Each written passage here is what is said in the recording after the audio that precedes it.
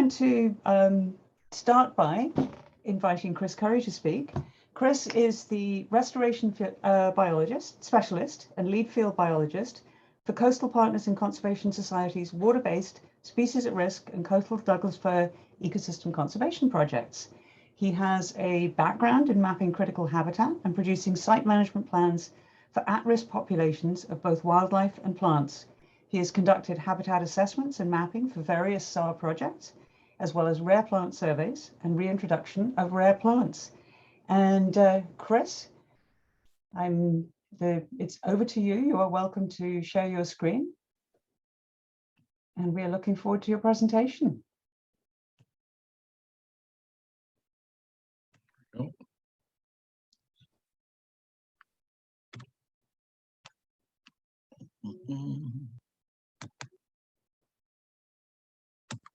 Oh, come on. Under the slideshow tab. Yeah, I'm working on it. Yeah, she does. Sorry about that. Hey, everybody.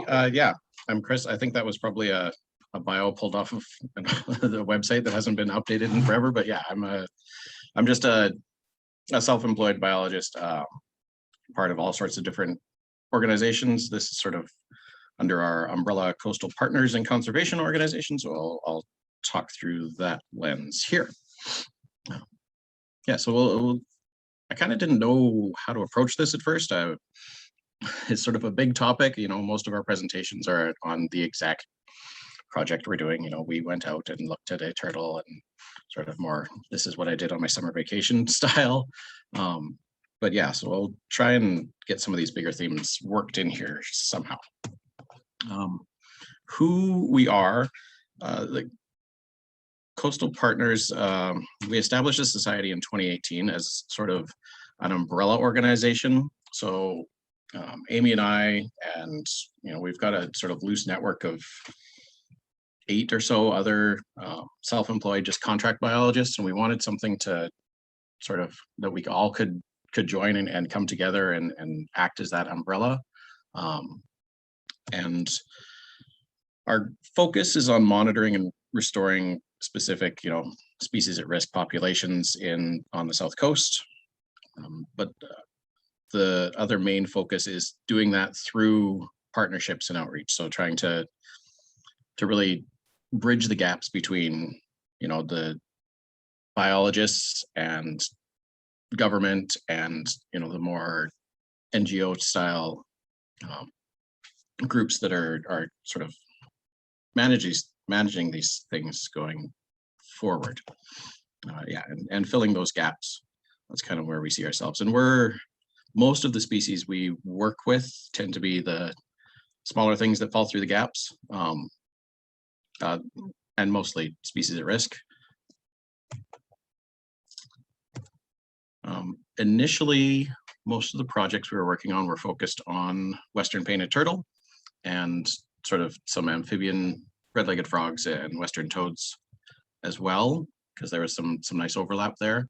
But the more we sort of were working on those projects, especially working up, we do a lot of work in the Lower Mainland, but also up the Sunshine Coast, and we noticed that there really seemed to be a need to branch out to other species at risk that weren't being covered, and in other regions as well. So, when we started doing work up in 2008, we started working Powell River area and Texada, and we just found that there wasn't a lot of other stuff going on.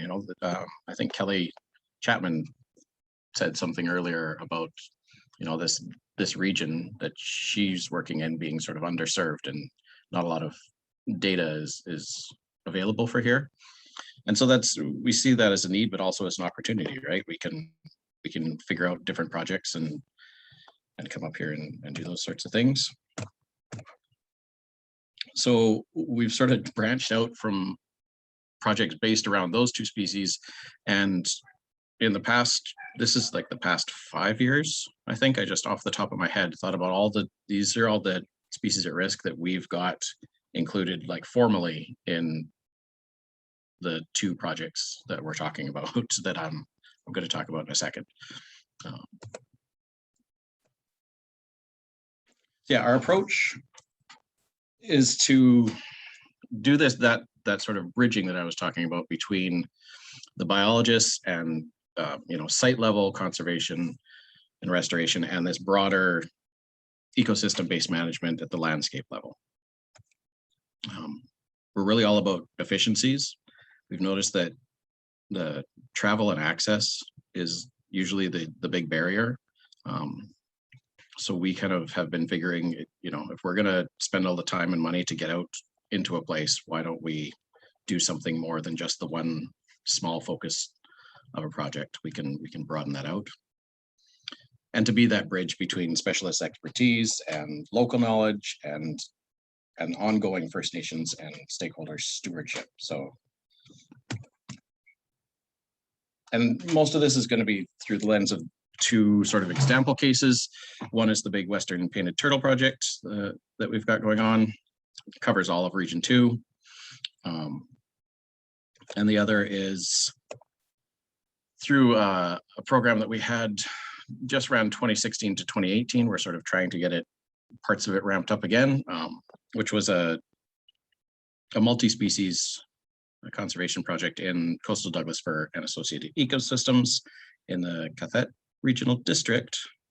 And that focused on 6 different species, a couple of amphibians, little brown bats, screech owl, and rigid apple moss, and sharp-tailed snake. So again, that sort of ecosystem base where we're looking at habitats that have multiple species at risk in them.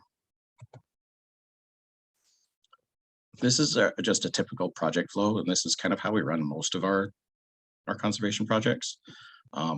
First, we're just identifying, mapping, and monitoring their populations and habitats. Getting out on the ground and finding the creatures, or finding them through data. And then once we've got that sort of baseline data collected, we can prioritize which sites we think are going to work best or under more threat, and then make those specific site management plans, and then follow through on restoration and threat mitigation, like something as simple as putting that bat box up there. Trying to formally protect priority habitats wherever we can is a big goal of ours. Not the easiest goal, and not something that we are experts in at all. So this is part where the collaboration really comes in.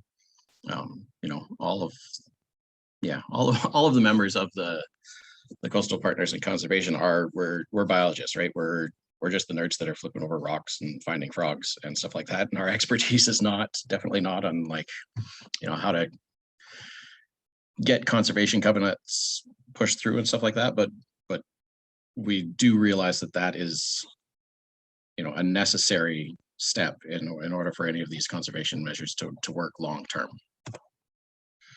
And the other necessary step is to just engage and educate the stakeholders and facilitate that ongoing stewardship. I'll speak about it a little bit more later, but projects come and go, and biologists come and go. People retire, organizations fold, all sorts of things happen. What we really need to do is to get those local landowners, stakeholders, stewards, whoever it's going to be, First Nations, they're the ones that are going to carry these things through long term. So trying to give them the tools to do that is one of our biggest goals. So yeah, that first step, identifying, map, and monitoring. I've underlined monitoring because I don't know. I can see a lot of people here, names that I recognize, and everyone probably realizes that long-term monitoring is a huge issue. It's hard to work into project budgets. Everything's budgeted on a short-term basis. So that's always a goal, but it's something that we really have to take in on faith a bit, that this is going to happen, continuing to happen down the road. So when we're doing this, first thing we do is we're just looking at existing records, maps, things like that. We're reaching out to all of our contacts everywhere. That's a huge issue. Sorry, my son is trying to talk to me. Yeah, going beyond the basics when we're trying to establish what is out there on the landscape and what state it's in, there's a lot of people that have been doing a lot of work over a lot of years, and trying to gather that knowledge is really important. For example, this is when we were doing the Coastal Douglas Fir project, we used the MarkSand tool that the CDFCP developed, and that things like that, those that are already existing, that can help us to prioritize and to figure out where we're going to go on the landscape. Consulting with people, most of us live in Vancouver,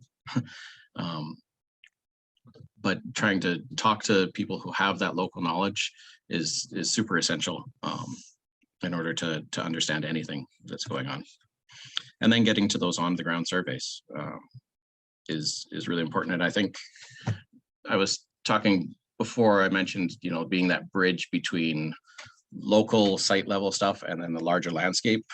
I think that sometimes we can see a bit of a disconnect between people that are planning on large scale and people that have that site specific knowledge. And I think that it's super important to make those two mesh if things are going to work properly. So you can see this for our Coastal Douglas Fir project. This is just a smattering of the surveys that we did. And so you can see for all the different species, we covered kind of that whole regional district. And that gives us that chance to really use those efficiencies that I talked about. We're getting in a bunch of different places, so we can be able to see a bunch of different things at the same time. Right, so we're leveraging that time on the ground. We're doing an amphibian egg mass survey that also, we're sitting there wading through a wetland, and if we at least have a little bit of expertise, we can also kind of start to assess what that habitat is like for turtles, or what the riparian areas are like for screech owls or Pacific watershed or anything like that. And so leveraging that time is a big goal of ours, and sort of the way we work. And then getting that data out there somehow, for this long term, for carrying things on, getting the data into SPI. I had a meeting this morning where I had to leave you guys for an hour and a half to talk about getting a bunch of data into SPI, and how unwieldy a lot of the SPI data are, in order for any of us to sort of access that and use it going forward is, I think, still a bit of a problem, and maybe something that we need to address a bit more with ministry. But really important that these projects that we're all doing don't just die at some point. We want to keep that data out there so that people can use it. And then that next step, figuring out which sites are our priorities, making site management plans, and then doing the actual conservation actions on the ground, mitigating threats, restoring populations, whatever it is. Yeah, then that prioritization really requires the understanding both the site levels and the landscape levels. For example, with that MarkSand outputs, we can see that Lasqueti, a lot of people and a lot of the outputs, highlight Lasqueti, for example, as having this really nice forest cover. And so if you're doing landscape level planning, you're looking at it and saying, okay, well, this is where we want to focus all our energies. But then when you get down to the site level, you see things like, oh, well, this entire understory has just been completely nuked by feral sheep. So, at the site level, it might not be exactly what we think it is at the landscape level. And making those connections between the two is really key in my mind.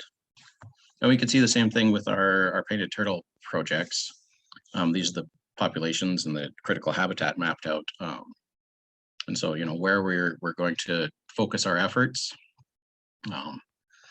Maybe there is a really nice habitat at Iona Beach Regional Park, but it's super isolated. So maybe putting our resources in there isn't the wisest idea. I'm not saying we should abandon these things, but consider it, at least in the landscape context.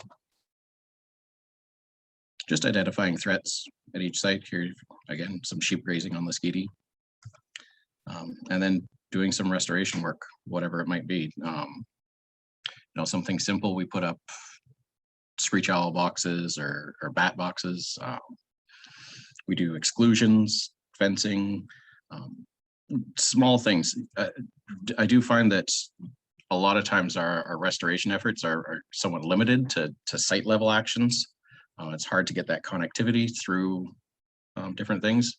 If you can enhance enough sites, I guess we can consider that landscape level, but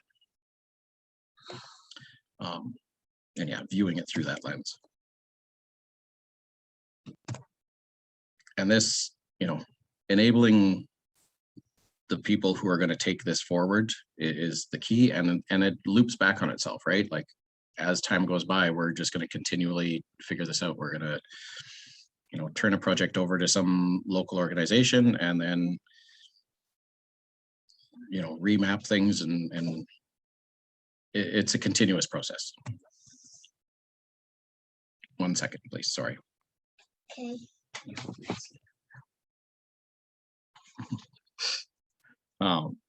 Yeah, getting things formally protected, using all the different tools. We have a lot of tools. WHAs, conservation covenants, land trusts, other whatever it might be designations, working with what we can. And a lot of times prioritization, we'll see that a site, we can't get it formally protected, but it's so important that it doesn't mean we should abandon that. We really need to focus again on what are the important sites and what is the importance at the landscape level. And then this is the other sort of big part that we try to do, is to just get the education, the outreach, and then partnerships. Trying to get, like I say, I think there's sometimes a disconnect. You've got the species specialists, the experts, and then you've got the local organizations who are the ones who are actually going to do things long term, and trying to make sure that they have that information and that the ability to do that is really key. Trying to partner with the things that are already in place instead of reinventing the wheel constantly. When it comes to those local orgs, helping them navigate through all of these rules and regulations and programs and things like that. Giving our expertise whenever and however we can, and using our connections to link the local stewards to other experts, so we've got a lot of a big network, and using that to our advantage. So in our coastal Douglas fir project, we were looking at sharp-tailed snake, and so we happen to know Christian Engelshoff through work that we do on bats and work that we do on turtles. So trying to get him hooked up with maybe some people on the Skeety to talk about habitat needs and stuff like that. Important.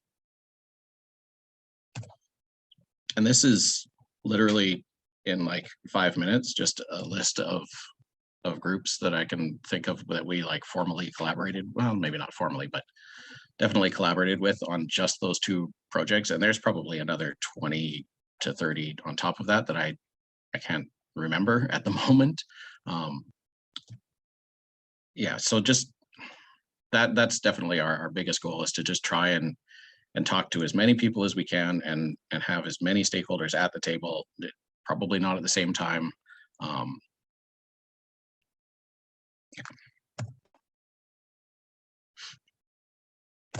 I've said that already, and that's it apparently. Chris, that was great. Thank you very much. So I can see lots of clapping hands. So thank you for a great presentation. And I'd love to open up the floor for anybody who's got questions. And Sterling is right in there with the first question. Go for it. I've got 2 quick ones. One is just acronyms. Oh, sorry. Yes. It's okay. What is SPI? What is SPI? And what is WHA? Okay, so SPI is the Species Project inventory. I'm not even sure what the SP species inventory. So the provincial, I guess I'm not sure if it's MOE that actually Ministry of Environment, sorry, another acronym, that administers it, or if it's Forest Lands Natural Resources. Okay, but it's the province. It's the province, and that's basically where anytime you get capture permits, it's a requirement to submit your data to the province, right? So yeah. Anytime I'm doing any sort of trapping or anything like that, where I've got an animal in my hand, it's a permit requirement to submit those data. One of the issues, oh, sorry, I won't even go on. The second one was WHA. Is wildlife habitat area. Thank you. So, yeah. Okay. And that my bigger question is, did I hear you refer to connectivity of fragmented bits as a part of restoration? I hadn't thought about it that way before. It's just, I mean, it's a consideration that we really need to take. I think that a lot of times we either focus, well, most of the time we're focusing, and just necessarily so, on specific sites, and finding those opportunities. Oh, there's this frog pond that needs help, but to try and think about that in the landscape context is important. Thank you. Wonderful, thank you. Michaela, and I hope I pronounced your name right. It's Michaeli, but don't worry about it. Don't fret. I get, you know, I can't have to thick skin about it. I just wanted to check in. I'm also a consultant. I'm actually operating or working here on Nucklalaquim, Bowen Island. And one of the things that I come across is when I don't need a permit to do the work, if it's just a initial inventory, and I happen to come across a sensitive species, I am not legally required to submit that information to anybody. That actually becomes the property of the owner of the land, whoever's paying me. Is there, I mean, when it gets kicked up and we're getting permits, I usually make it a requirement of the permit that they release that information to the CDC, but there's no legal obligation to do so. Is there other teeth that I can bring into play so that information then becomes public knowledge? Not that I know of. You know, maybe some of the government people that are on here can speak to that a little more, but to my knowledge, no, unless it's a capture situation, right? Whereas as I understand, anytime that happens, it's a requirement. But if you're not under a permit, if you're doing acoustic surveys or something like that, those data just disappear into the ether unless they go somewhere, which I think is a huge issue. You know, and not just for, you know, our sort of smaller local conservation focused efforts. You know, anytime there's an environmental assessment, you know, all those data are property, and for rightly so for certain reasons, but they're the property of the company or whoever it might be, the proponent. And having those available, I think, is pretty key if we're going to have effective conservation. Thank you. Elsa. Hi, I'm coming from a small group of volunteers on Keats Island. We're working on a few projects. One of them is doing sort of informal species inventories and informal kind of biodiversity surveys. So I was wondering, like so far we've just been using iNaturalist. I was wondering if you had any recommendations about how to make that sort of data the most useful that it could be when it's coming from just sort of informal, like volunteer citizen scientists.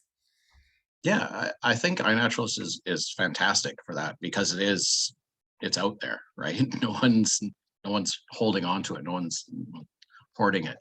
I would suggest trying to make sure that things are, even when they are informal, make sure they're as robust as you can get them, or maybe at least they line up to some of the more formal habitat or more formal types of inventory. So, you know, even just taking a look at the risk standards from the province and you know, choosing a few of those things so that when other people pull those data out or go to look at them, that we can compare it to something.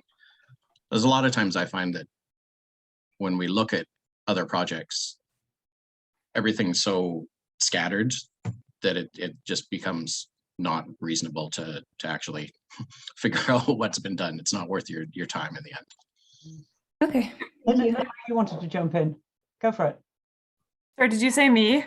I did. Okay, sorry, I muffled right when you were talking. I don't want to add to the time too much, except I wish Carrina was on this call because she's from the Conservation Data Center and she's always trying to promote data sharing. So, thank you so much. And even like, obviously, if you there's ways to capture uncertainty, but if you have good data, please share it. And the SPI network that Chris already mentioned, there's an incidental tab. And so if it's not like part of an actual survey, you can actually put it in there. And I know like we're always trying to champion, especially local governments, to try and share and make a condition of certain development applications to try and link that so that we are capturing those. And there are ways to deal with some occurrences that are on private lands if people are concerned about that. There's masked occurrences, and Carrina was the one that would tell you a lot more about that. Great, thank you. And because Katrina's here, but I think she must be in the other group. Doing a good job. Andrew. Yeah, I will just speak briefly. Hey, Elsie, I'm familiar with your work on True iNaturalist. We're doing a lot of work developing sort of interfaces to make those data available so that they're more community facing, because iNat's really optimized ultimately for sort of bottom up, or like for data to sort of go up into the cloud of the Global Biodiversity Information Facility. And there's a lot of learning that comes as a byproduct of that. But I'd love to chat with you about the systems we're developing to sort of turn that around to make it more community facing. There's a lot of that. Thank you. Any other questions for Chris at this moment in time? I do have one question for you, Chris. I wasn't quite clear how your work gets funded. Yeah, because I threw the presentation together so quickly, I didn't include all of our little icons that I usually do. Everyone's logos, all over the place. Mostly we're funded through grants, through any number of HSP, HCTF, Fish and Wildlife Comp. Sometimes we get smaller local things, municipalities. But yeah, we're an NGO, right? So we're not getting. Every once in a while, we manage to do some work for industry a couple times a year, but other than that, it's same as everybody else here, probably. Yeah, always a challenge. Chris, Yeah. Thank you. That was great, and I'm sorry we didn't get Amy to join us as well, but I guess she's busy, and you did a really good job. So very much appreciated. Stay on the line. I'm sure there'll be more conversations, as they say. So I'd love now to turn to our second presentation. So this is coming from somebody probably most of you know, who is Carrina Maslovat.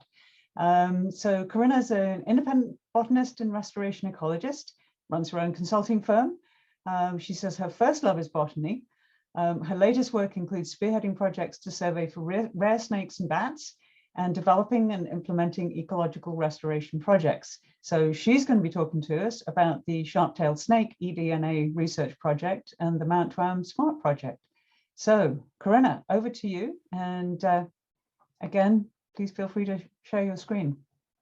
Thank you, Judith. That's great to see you again. It's been quite a few years since we've crossed paths now. Yeah, so I'll just start sharing my screen. And then you can let me know if there's any issues with just waiting for the thingy to move down so I can actually start. Can everyone see that all right? Thumbs up? Great. Yeah, so I'm going to be talking about species at risk restoration and monitoring, and a special part of that, which is a sharp-tailed snake eDNA research program that I and my colleague Laura Mathias have been working on. We're both independent species at risk biologists. And one of our pet projects for the last 12 years has been the Tuam SMART Project. And SMART is the Special Management Area Resource Team, which is basically just a group of different landowners who are working together to manage Tuam on Southern Salt Spring Island based on ecological rather than jurisdictional boundaries. So we've pulled together a group that includes Transport Canada, Nav Canada, Victoria Airport Authority, because there's navigation beacons at the summit of the mountain. We're also working with BC Parks, who has ecological reserves, with Islands Trust Conservancy, because they have a nature reserve plus a conservation covenant. And there's also provincial crown lands in the mix. So we've been getting together for 12 years now, and every year we have an annual, well, in normal times we have a face-to-face meeting, and the last few years it's been digital, but just to pool resources, to be able to talk about what everybody's doing, what the challenges are, and to be able to not reinvent the wheel with all these different agencies. So one of the big focuses has been doing species at risk monitoring and surveys, and we've documented hundreds of new occurrences on Mount Tuam. All of the work is grant funded. So Laura and I have been writing grants for the last 12 years to keep this process up and running and to be able to foster this collaboration. And there's also been quite a bit of restoration and invasive species removal work that's been done on the mountain. So here's a map that shows sort of what our state of the knowledge was prior to 2006 in terms of species at risk. So we knew that there were a few yellow montane violets on the mountain. Those are those yellow circles. We knew that there were some Zerine fritillaria, which are those red triangles. The blue was a mountain bluebird, or a western bluebird sighting from, I think, 2005. And I can't even remember what the orange was. I think all-sided flycatcher. But we knew there were some species at risk there. We didn't really know that there were a lot. This map really shows the sort of ownership of these different parcels, and that yellow outline is the area that we've just kind of drawn a circle around and called the special management area, because it encompasses all of those open Garryoke ecosystem sites. So as of 2021, this is sort of the cumulative data of species at risk occurrences. And this is really the hard work of having a lot of different people with a lot of expertise with different species groups up on the mountain year after year, looking for different species and doing surveys. So we're now up to 33 provincially and federally listed species at risk. So it's quite a diverse area. It's being investigated for a key biodiversity area, I think in part because of all the work that we've been doing to document these species at risk. So one of the areas is this area that's outlined in blue, which is the Mount Tuam protected area. It's a private piece of land that has a conservation covenant that is held by the Islands Trust Conservancy and the Salt Spring Island Conservancy. And it's one of the most groundbreaking conservation covenants that I've ever been aware of. It has a lot of rights that have been given to the conservation covenant holders, including invasive species removal. The covenant holders can put up fences, they can do restoration work. And as the former landowner said, it basically gives away all the rights except paying taxes. So it's a pretty dramatic conservation covenant that has a lot of, it's pretty much like ownership, except it's a covenant and the title still vests with the owner. So I'm going to talk about, in this slideshow, I'm going to talk about some specific work that we've been doing in the Mount Tuam protected area with Islands Trust Conservancy. And then I'll also talk a little bit about our sharp-tailed snake eDNA project as well. So in 2021, Laura and I started talking about this idea with folks at the Islands Trust Conservancy, in particular Gemma and Wendy. And we all decided that it would be a really good idea to embark on an ambitious restoration project that covered an acre of Garryoke ecosystem that has been really degraded over time by not just deer overbrowse, but also by feral sheep that have been ranging on the mountains since the late 1800s and were there until about, well, probably about 8 or 9 years ago was when the last sheep were up there. So there's not a lot of floral diversity. There's a lot of invasive grasses. There are so many species at risk, including rare pollinators that just don't have a lot of food resources. So the first step for this restoration project was to install the fence around the perimeter to try to keep the deer and the rabbits out. And so I'll go through the steps of this project. but it was a really ambitious project that included the fencing, a lot of site management, invasive species removal, monitoring, planting, and seeding. And I'll show you some of the details of this as we go through. So before we got too far invested into things, we wanted to make sure that we knew the locations of where the rare plants were inside this fenced exclosure. So we flagged everything with these pin flags. The pink pin flags are for coastal schoolers catchfly, which is the pink flower on the bottom right. And the yellow flags were for yellow montane violet, which is the plant next to the nail on the top right. So these species were both naturally occurring within this fenced exclosure. And then once we knew where all the rare species were, we set about mowing and raking the entire 1 acre area to try to get rid of the thatch. There was a lot of invasive grass growth. It was quite dense. There was not a lot of open microsites for seed germination or for establishment of native species. So we wanted to get rid of a lot of that biomass. So basically we were doing this kind of as a surrogate for what fire would have done in a pre-contact era, pre-settlement. You can see the pile of thatch on the bottom. It looks deceivingly small in this photograph. It was quite a mountain of thatch that was pulled out of this area. We also did quite an intensive invasive species removal. Fortunately, because Laura and I have been working on this mountain for so long, and we've had ongoing crews remove broom for the last 12 years, this area was pretty much, well, it was entirely broom free.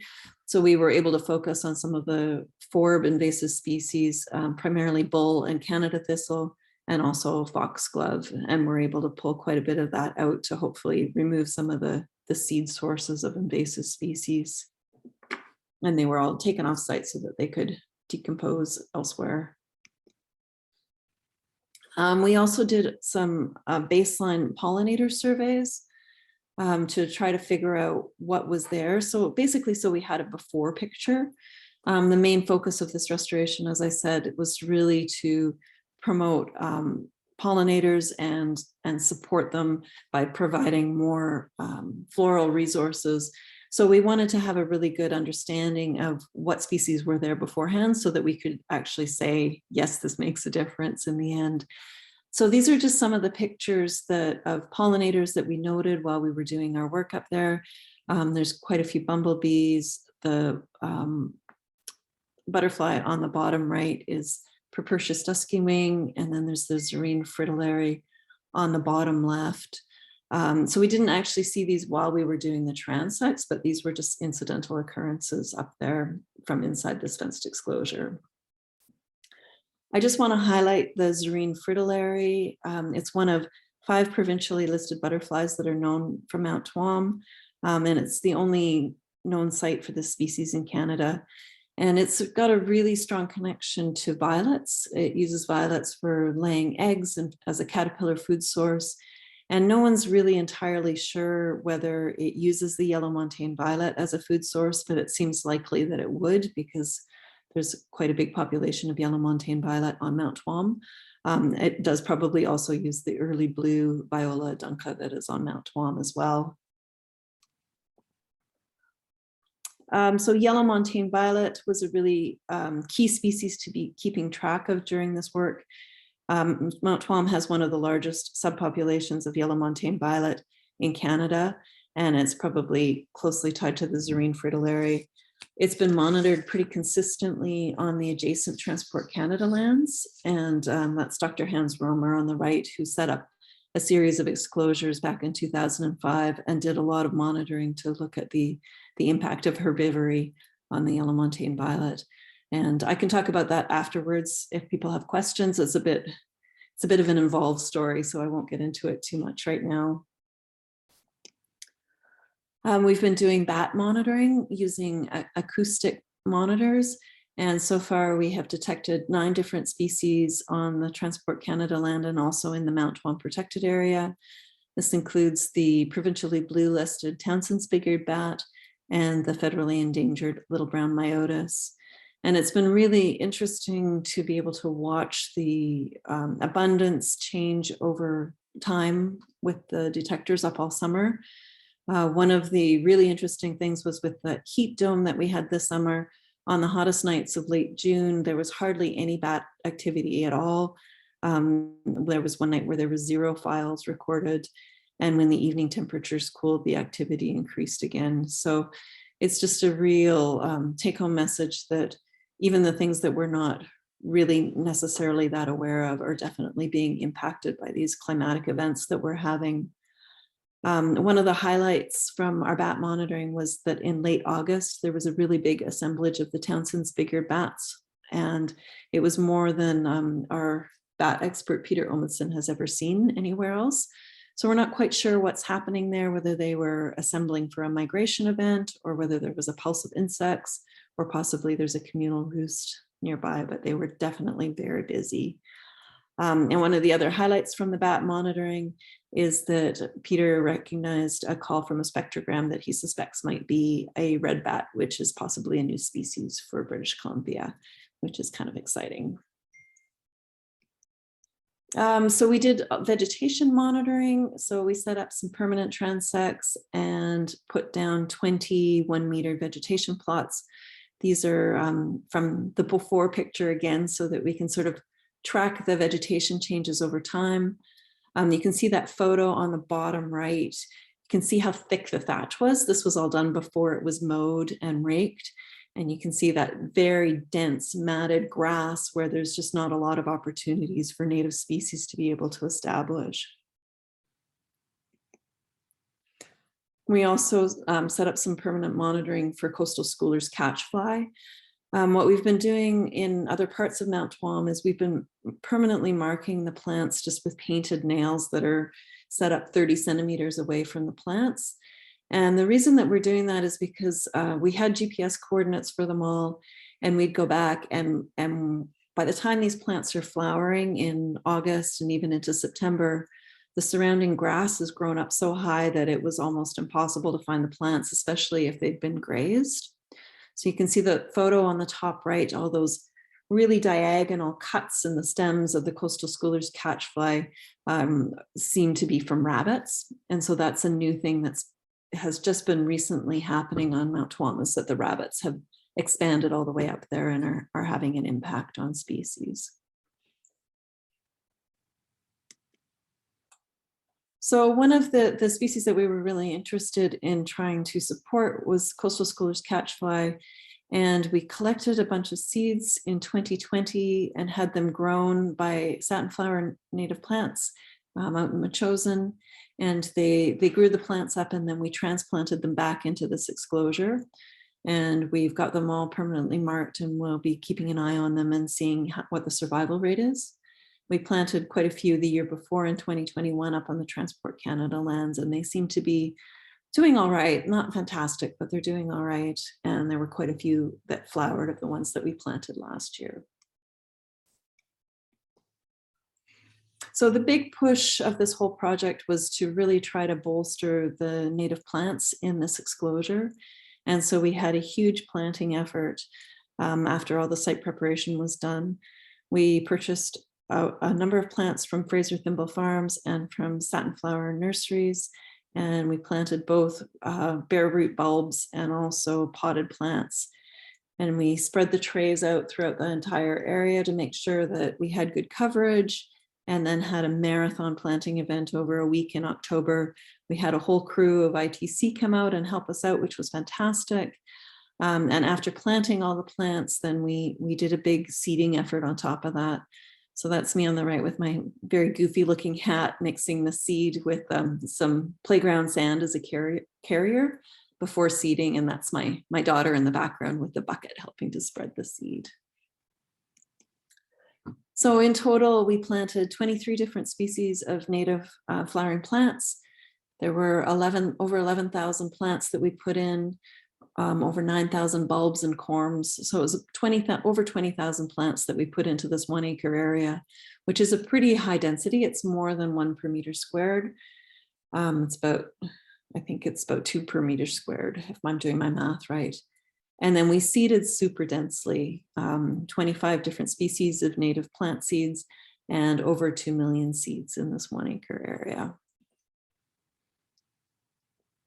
So we just can't wait for spring is the big thing. It's coming soon, and it's going to be really exciting to be up there this year and to see what kind of impact this work has had.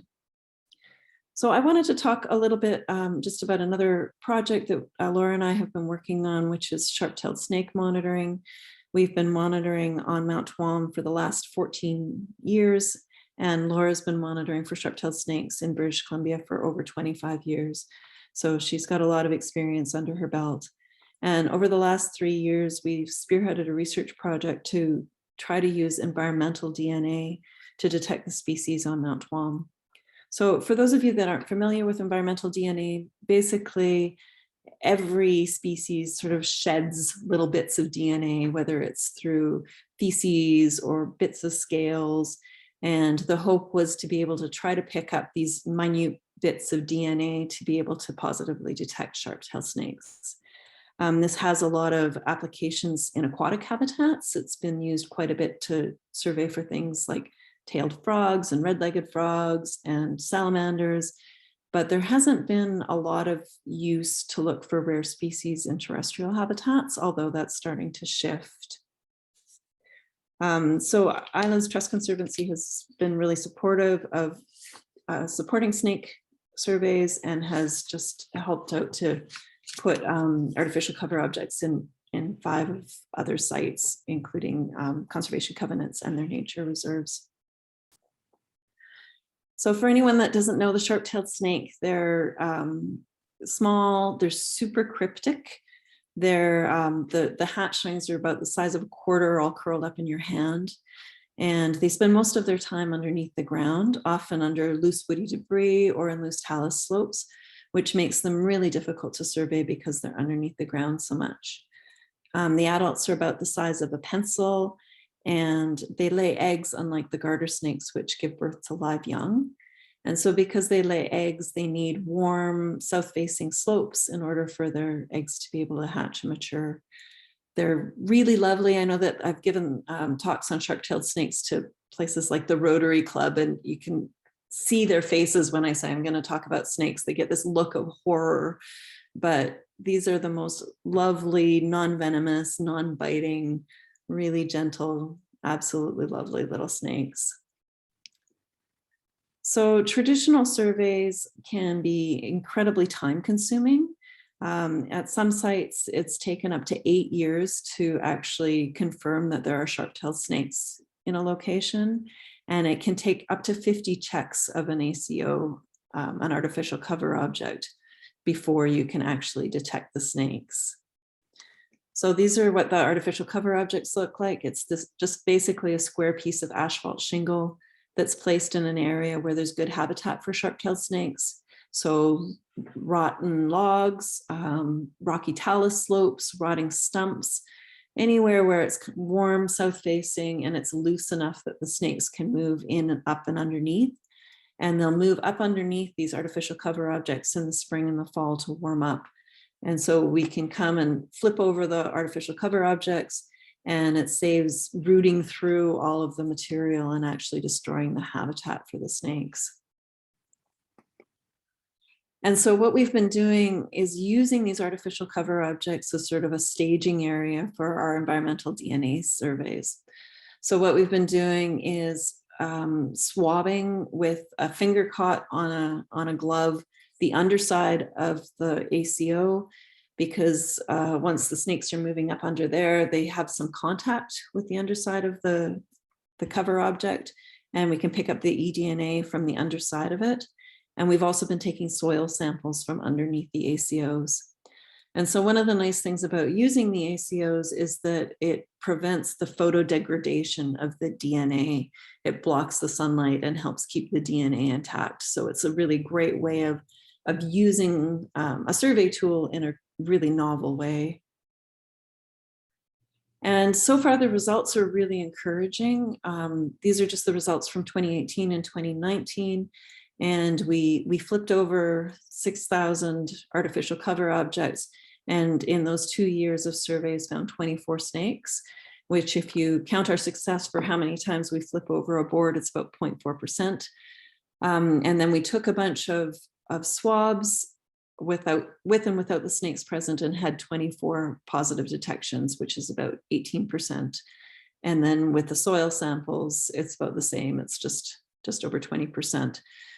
So we're really encouraged and excited by this new technique. And we worked with Dr. Karen Helbing and some of her lab associates at the University of Victoria, and we're able to publish the results from this work on the eDNA and ecological indicators, which just came out last year. So if anyone's interested in more of the details, happy to flog our paper. It was pretty exciting. And there's also a lot of implications for how this work can be applied to other cryptic rare species. Jared Hobbs has been using this kind of approach to survey for Pacific water shrew. He's built these little plastic tunnels and has been trying to detect eDNA from them. So there's a lot of interesting applications for the breadth of this and being able to use it in other applications. And I just wanted to say that we're going to be moving forward and collecting some eDNA samples this spring from one of Islands Trust Conservancy's nature reserves. And hopefully we'll be able to expand this into other sites. We're also doing some work on Mount Maxwell using this eDNA application. And we're just really, really excited to be able to push the envelope and be able to do more of this work. And I just wanted to thank all of the many funders who supported us. Islands Trust Conservancy has been fantastic and really enthusiastic.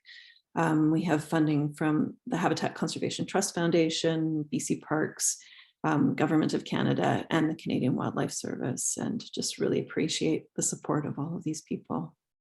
And thank you to everybody for taking the time to be inside this afternoon and listening to me speak. I really appreciate it.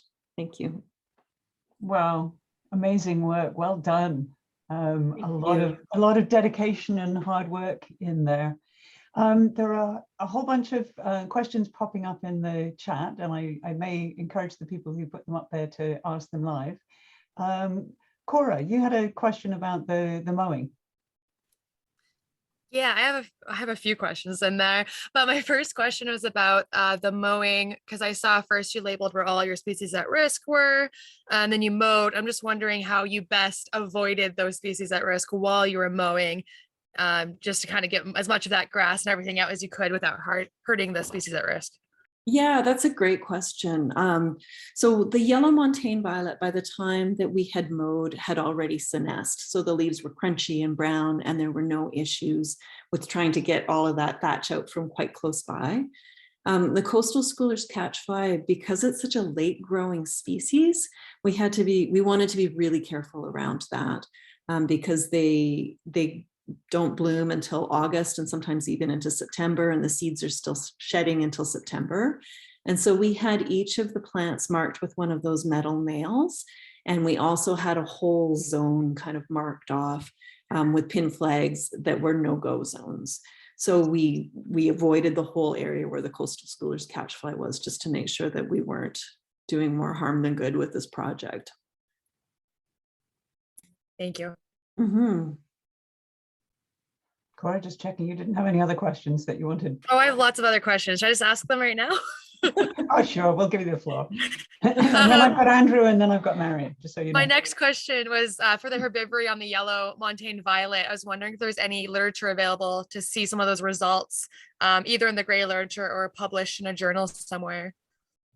Well, the herbivory that we were noticing was mostly on the coastal schoolers catchfly. Okay.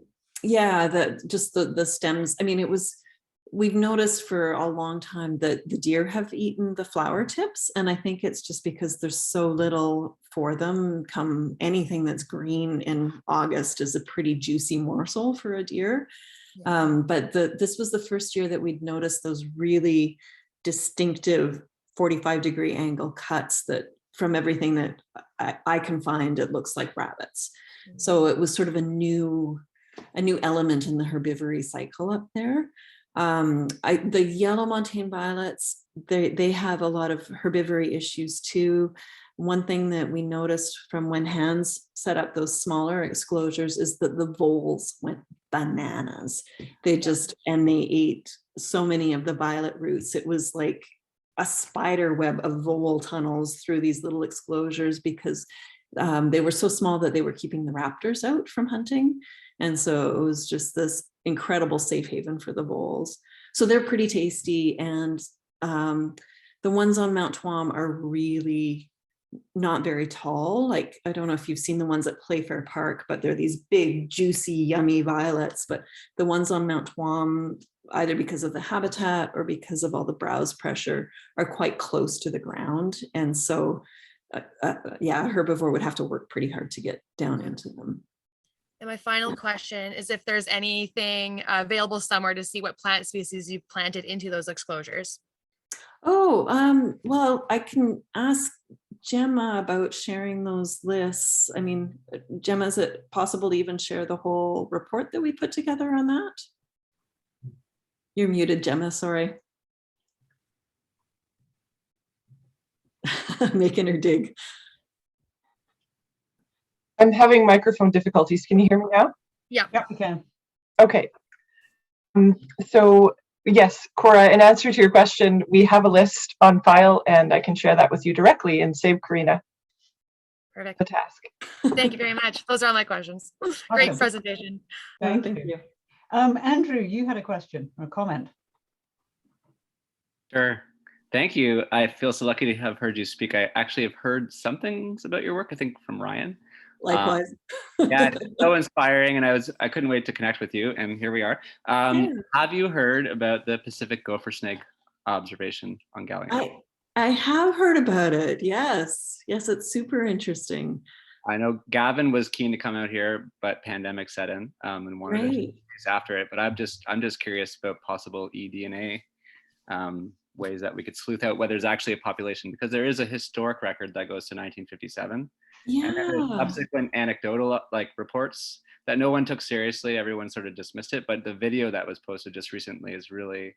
Is that the one on iNaturalist, the video? Now on iNat, but there's also a video that circulated, and the whole herpetology community in Canada dismissed it as a wandering garter. It was so funny, and everyone down in the US is just like, no, that's. And I only happen to know it because I was consolidating all the historical data for the island, so I recognize it as something. No, it's super interesting. And actually, I was on the sharp-tailed snake recovery team meeting, and Kim Wellstead said that they've collected a few garter snakes from strange locations, and I didn't really understand the whole details, and I should follow up with her. But they had a couple of different gopher snakes from different areas that they've brought to Kamloops, but are keeping separate from the original populations because they think they may have been introduced, which seems a bit strange to me. So I'd like to follow up with her more and find out more information. But yeah, that's super exciting. I can't recall the herpetologist's name down in the States, but he said that there is a theory that they once ranged more continuously through the Willamette Valley, and there's a different, I guess, a phenotype that's more woodland. So it's like it's got a darker complexion, and what we saw in Galiano actually fits that phenotype. Super interesting. Yeah, it would be really amazing to get the DNA and do some sampling. We'd have to put our heads together to figure out like how to hone that down a little bit. But yeah, it'd be really interesting. Awesome. Thank you for your. Yeah, look forward to chatting more about that with you. It's nice to meet you. and I love that even in the virtual world, we can somewhat connect people. Marion, your turn. Hey, Carrina. Hi, Marion. Great project, by the way. It was so interesting to learn more about it. And you mentioned Playfair Park, so I'm gonna guess you probably talked a lot with Colleen O'Brien about her pretty aggressive method for dealing with agronomic grasses. And I'm just wondering if there's an appetite to try that on Mount Tuam. Well, not the whole thing, but maybe some patches. Yeah, it's something that we've sort of skirted around with our conversations with you, Gemma, and also with Wendy about, I think our approach for this is to see how this works. And then, it's whether we need to be more aggressive with the grasses, we'll just have to wait and see. I mean, the ecological lift from what we're doing now is so huge because it's been just so hammered. But yeah, I'm also working with Dr. Andrew McDougall, who's doing work at Couch and Garry Oak Preserve. And they're trying a much more aggressive approach to try to deal with the grasses. Not quite as intensive as what Colleen's doing. But I think, you know, it's always tricky, the idea of using things like herbicides, like what Colleen's doing. And that needs to be a bigger conversation with ITC about whether that's an approach they're comfortable with, and also with SSIC, the Salisbury Island Conservancy, who's the co-covenant holder. So we're not there yet. I don't think it's completely off the table, but there's a process that needs to happen before that decision gets made. But her results are remarkable. Like I would never have believed what she's done at Playfair Park would be possible until I saw it. Yeah. So it's very inspirational. Yeah. But the amount of labor and the amount of time that she's put in is off the charts for such a small area. Yeah. Thanks. Yeah, no problem. Thank you. Chris Drake, you had a question in the chat. Yeah, that was that sounds so cool. I would have loved to be part of that. What a neat project. And I guess it's going to grow pretty dense, hopefully. So then my follow-up sort of question, I have a similar sort of project happening. Once the native plants start getting too dense, then it's hard to control or mow the non-native grass. Mm-hmm. So what's your approach going to be in that?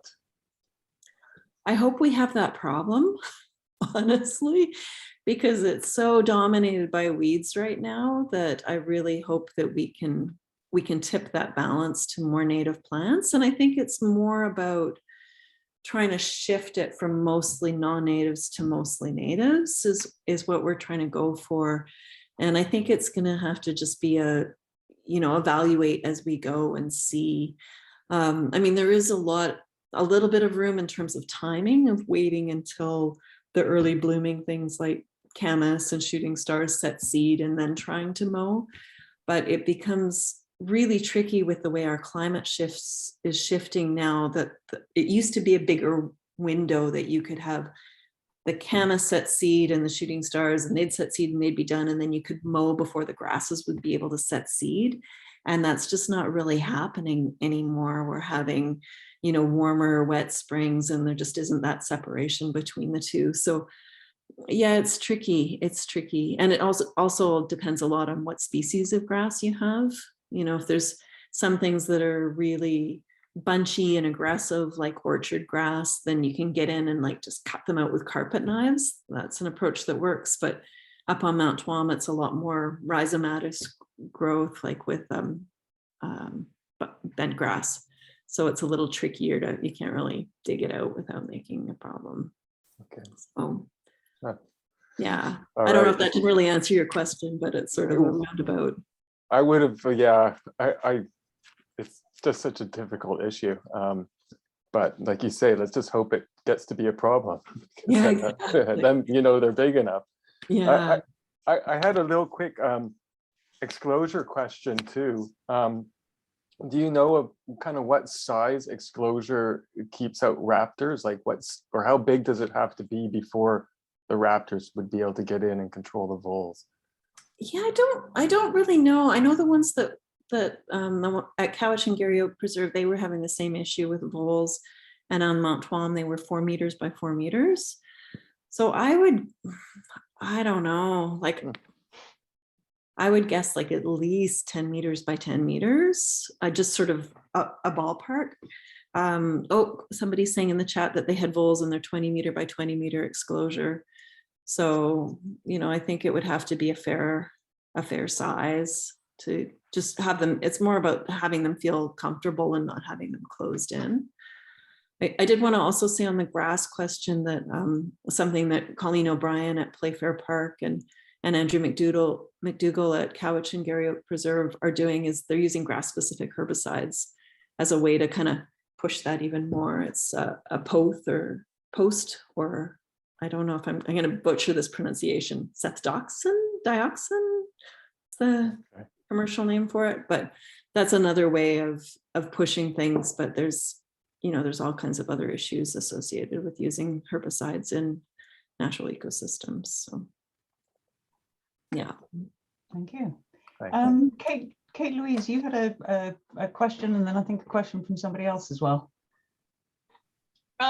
It's slightly off topic, so if you want to keep going with the other questions, but very quickly, Mike just asked if anyone has any sightings of western-tailed frog on their islands, and any ideas for looking for funding. He has a couple of university students that would like to start a project, but we don't have access to Islands Trust Conservancy lands on this side of Gambier. So it wouldn't be available for this kind of funding. And Kate, I think you also made note of a potential rubber boa on Gambier. Yeah, I mean, it was just one sighting, but I haven't been able to prove it. Would love to, because they're such awesome little creatures. Marion, you had a question about Canada thistle management. Yeah, I just was wondering what methods you use, Carrina, and how effective they're proving to be. Yeah, for this Mount Tuam project, we were basically just hand pulling them and just trying to get them, at the right timing, so that they weren't so far along that they would continue to go to seed, but far enough along that it would deplete enough of their resources. And it's not a one-shot wonder for sure, but yeah, just hand pulling. Are you noticing that their robustness is reducing if you're hand pulling? I mean, have you been doing it over years, or? Yeah, well, we just did it for the first year up on Mount Tuam, but it did seem like there weren't any that flowered inside the exclosure, which is good. Okay. We're limiting the control to just within the exclosure, in part because the Zarine fritillary really relies on them quite heavily. So, we don't want to go too whole hog on the thistles, and there's also Western bumblebee that's been noted up there, and so we don't want to get rid of all of the weeds, because they need, unless we can get enough native species that are flowering over that same time period, we don't want to nuke the thistles too hard, but certainly within the exclosure to focus on. Yeah. It's helping. It's not a miracle cure, but it does seem to be helping. Thanks. Okay. Michaela, you had a question about the bunnies. I just wanted to know if there's been efforts made to exclude the rabbits as well, with maybe smaller size fencing and then live trapping them. I mean, ideally not live trapping them and making them somebody else's problem, but handling them that way. Yeah, the rabbits on Mount Tuam are pretty recent. Like, they've only been up there, like the first one was sighted like maybe 6-7 years ago. So they're pretty new, and they're not very abundant. I've actually never seen one up there. I've seen evidence of their grazing, but I've never seen a rabbit. And so we put chicken wire on the bottom of the fence. So we use the deer fencing with the graduated fencing all the way up, and then we put the chicken wire, and then rather than digging it in, which we were worried was going to cause a lot of soil disturbance, we just folded it.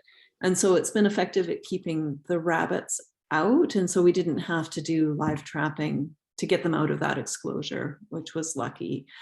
We haven't really looked at live trapping on the mountain, the bigger mountain, because it's just such a huge area, but it might be something that we could talk about at our next Mount Tuam Special Management Area meeting, to see if that's something that somebody has funding for or is interested in, because they can do a lot of damage really quickly. It seems like before the population gets too far out of control, now would be the time. Mm-hmm. Yeah, I think that's good advice. Yeah, we'll put it on the agenda. Thank you. That's good. Rachel, you had a question. I was wondering how many years you can do the monitoring for, and if you think you will do further restoration like thistle pulling as you go, or are you going to stop and wait and see what happens now? Well, we're currently working with Gemma and Wendy on a 3-year contract. So we're going into year 2 two? No, this is year 3 coming up. I can't remember. This Year 3. 2022, 23 is the last year. Right. So we have one more year that's sort of set, thank you, Gemma, that's set up to be able to go back and do the plant monitoring and continue to invasive species removal and doing the mowing and the raking. So we have at least another year, and then we'll just have to see where things are at by then. And hopefully, you know, we'll have shifted things enough that it will be a lot more self-sustaining than it is right now. Okay. Carrina, wonderful presentation, amazing work.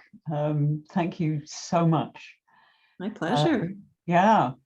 So we've got a little bit more time, and which we had planned on, and we thought it would be nice. So, you know, there's a lot of knowledge in this room, and this conversation is about, you know, sharing some of our knowledge and information.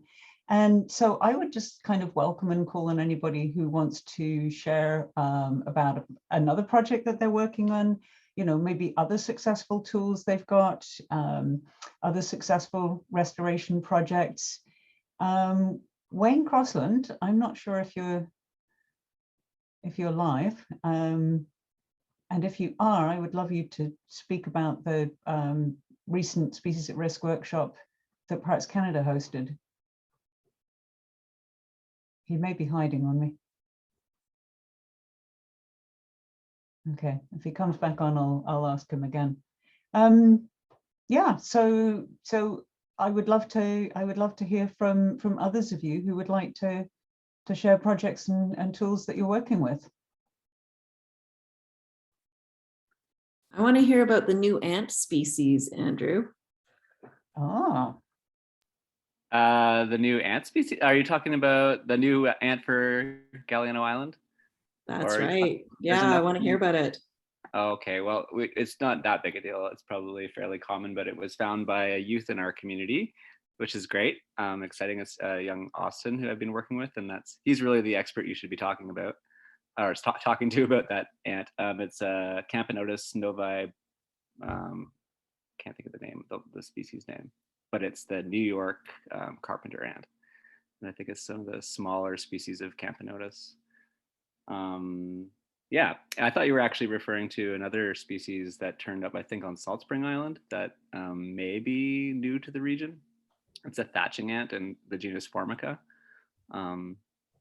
Yeah, I can't help but think that there's probably others have lots of things to share right now, but there's a little tidbit of ant natural history for you. I know there's lots of good things to share, because when Wendy put out the survey and asked for people to share projects they're working on, we had quite a long list of people who put ideas forward. So yeah, we'd love you just to kind of touch briefly on things you're up to. You're all going to be shy on me now, aren't you? I can speak a little bit about what Stakea is doing. Yes, please. So Stakea has been working for 1 full year on a Priority Places funded grant for I'm going to try and say it in Hulkaminum, PORP, which means Scary Oak Food Garden. And it's the project of one of our youth stewards who's in her 20s. So she's really keen and excited, and she's been learning from her elders about what a food garden would have in it and how to take care of it. And it's kind of similar to Carrina's Exclosure in that it's a 50 by 50 fenced area in Wacom, which is in the Burgoyne Bay Provincial Park. And it's the project is in partnership with Dr. Tara Martin and her assistant Abby Sherwood here on Salt Spring, and we're coming up against really similar issues with thatch, intense browse pressure, and then how to fence and how to remove the thatch. One of the things about this particular spot is that it's culturally significant to the family involved. It has existing camas, for example, that we don't want to disturb, and the thatch is intensely overloaded with broom and English hawthorn seeds and seedlings. So we've been working for over a year trying to decide how to start. And one of the favored methods would be a cultural burn, and that has met oodles of red tape because of its slightly remote location, dry ecosystem, and just a lack of knowledge around how to contain the fire, what season to do it in, how many people to involve, how hot to let it get, et cetera, et cetera. So yeah, I'm excited to be here today because I'm gleaning everything I can about your project, but also thinking how where a lot of us are doing the same things. And it's so good to talk together because the goals are so similar, and the invasives are similar, and the climate is similar. So it's really great to talk about it together. The team is totally focused right now on out in the land. They're out on the land 5 days a week, and we're able to provide that full-time employment for Indigenous youth through a combination of 15 different grants. So we're really happy to be able to work on the land, and our partners are numerous, but the main partner in Wacom is BC Parks. And I don't know if anyone from BC Parks is here today, but they've been just so warm and open and generous with resources, and working collaboratively and working stepwise and in a really gentle and reconciliatory way. And it's just been a really positive experience. And I think the team at Stakea, who's all new as of last year, they're just really excited and have learned so much, including partnerships with BC Wildlife Federation, Wetlands Workforce, and the Royal BC Museum that have just come last month. So yeah, I think if anyone else is dealing with dense agricultural thatch, we should have our own working group. Hi, Adam. I can say briefly in response, hi, I'm Adam. I'm from the Galiano Conservancy. We have a project called the Nutsamot Forage Forest, which is about, I want to say 4 years old now. It's a 1/2 hectare area where we're, restoring a clear cut using native edible and medicinal species in collaboration with some of our elder friends on Penalicut Island. And so we've been, of course, we have a small area that's devoted, a much smaller area of that total area that's devoted to Garry Oak Meadow species in a site that was definitely not Garry Oak Meadow previously. It was a cedar forest, but it works just fine. It's been cleared, and it has a great climate for it. We deal with, a lot of those same species. We have found that if you mostly just have native geophytes like camas, they go dormant in June or July, and you can smother that whole area. So you can mow that area at that point and just smother it with, we've been using like pond liner, which doesn't break down like tarps does in the sun, which is nice. And you lift that thing back up in February, and you've killed a lot of what's there, and the camas comes right up through it, and then you can plant nice other species. And we found that to be pretty effective, and I wouldn't plant another garden without doing it, honestly, at least at this scale. Obviously that doesn't necessarily scale up over large areas, but cool. Yeah, and the nice thing to teach the youth is that they don't have to do the whole area in 1 year. Like you can buy your piece of pond liner and reuse it a couple times and learn from your mistakes. So I should send them over to see your food forest. Welcome for a visit anytime. We're right over the water. Hey, thank you. This is great. Others with sort of tools and tips to share. It's like Gardener's Hotline. Yeah.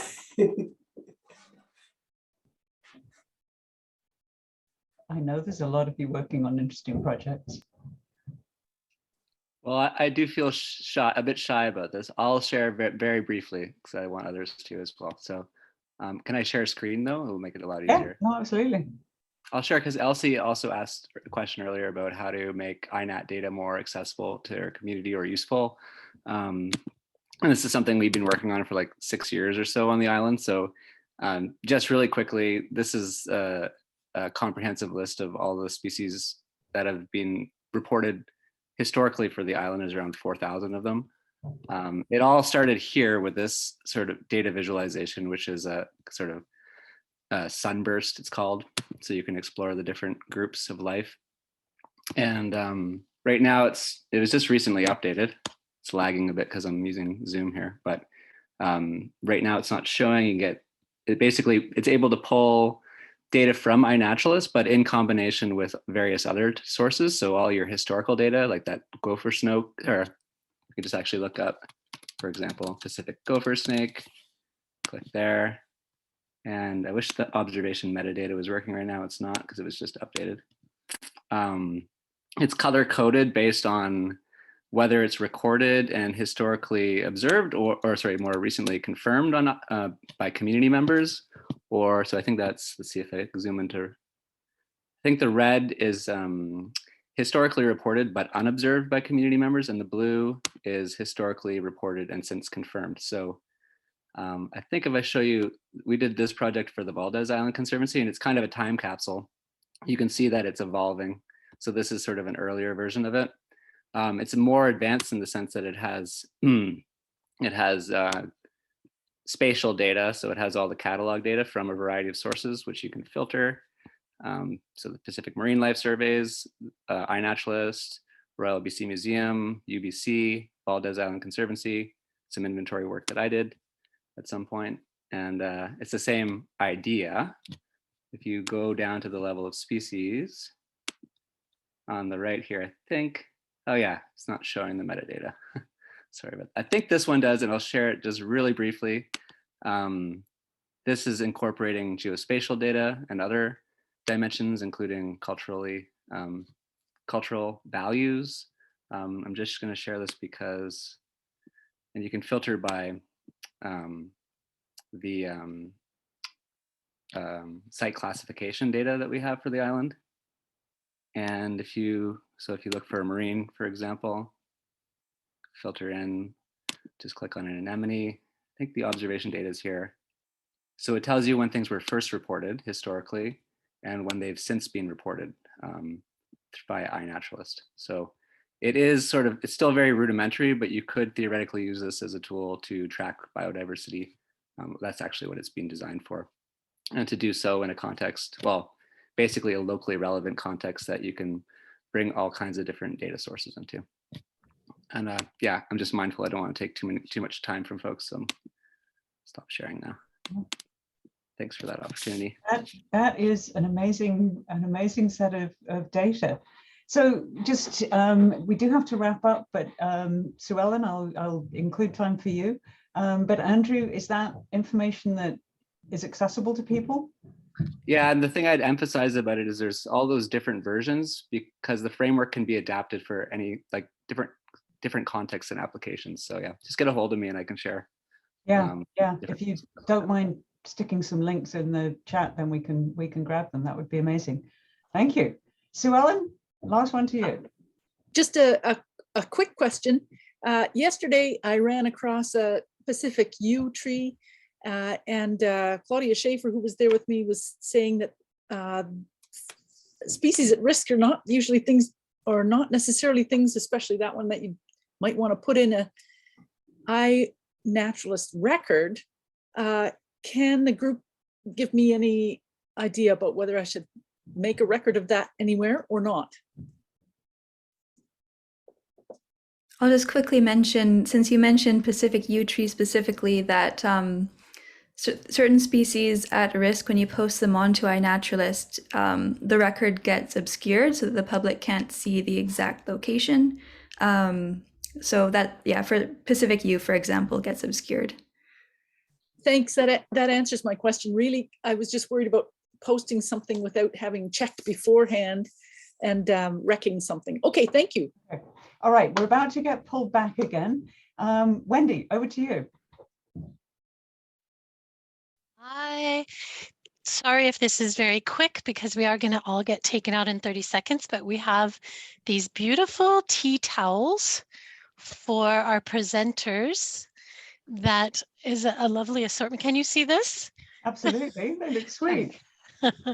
And we'll be mailing these out to our presenters along with a gift of honorarium. And just thank you so much for taking the time out of your day today. I'm really glad it rained, so I don't have to feel guilty of pulling people out of the field. Thank you to our speakers. Thank you to all of you